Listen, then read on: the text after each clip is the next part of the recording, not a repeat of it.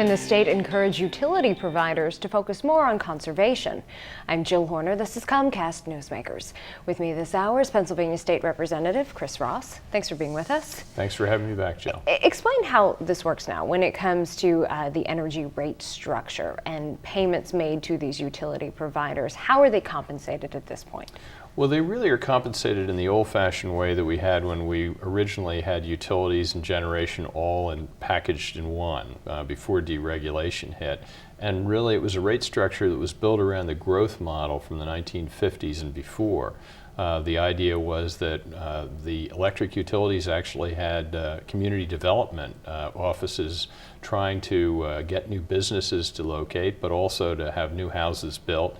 And it was all built around more electric usage and ever more increasing numbers of power plants. So the more we use, the more they get paid? Absolutely. Now, in this era of deregulation, on the one side, the generation side, what does that potentially mean in terms of a payment structure or a rate structure that you think could potentially be changed?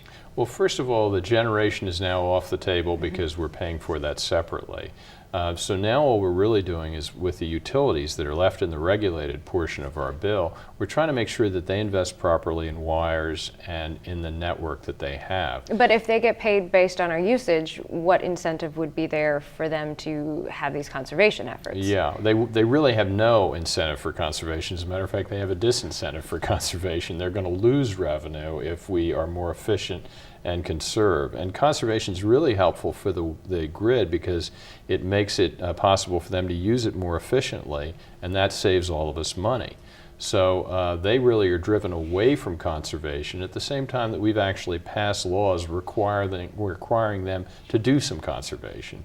So what I'd like to see is to change the way we set up the rate structure for our electric distribution companies and reward them with increased payments and increased profit when they do a very good job of helping us conserve. In other words, helping us shift away from the heavy usage in late afternoon to enabling us to balance the load throughout the day a little more, and also to avoid the creation of new power plants by using the power that we've got more efficiently.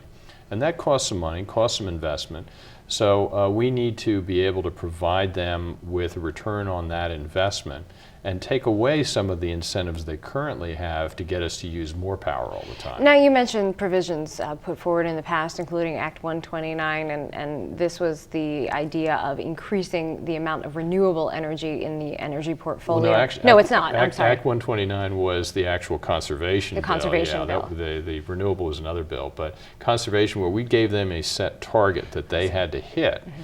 But of course, there was no incentive for them to beat the target. And when we were putting those numbers out, most of us were unclear as to what the right target was. In some other states around the country right now, there are tremendous efforts at doing conservation, and they've been very successful in doing a lot more than we've done here in Pennsylvania.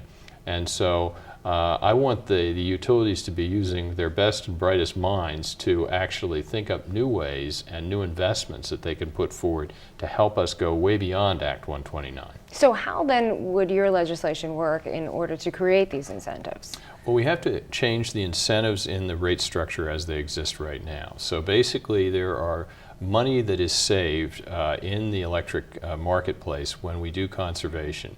We should share some of that money with the utilities as well as the ratepayers, so both ratepayers and utilities have an incentive to conserve and to balance the load better throughout the day. So when we talk about efforts like this, how do you get these energy companies on board? Is it through the sharing of the potential savings? I'm hoping they're going to, yes, exactly, and I'm hoping they're going to see this as a good long-term goal for them, because creating new power plants right now is not an easy thing. It's gotten to be more and more expensive.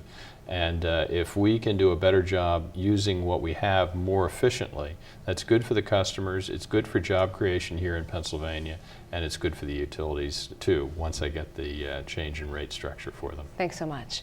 We've been talking with Pennsylvania State Representative Chris Ross. I'm Jill Horner.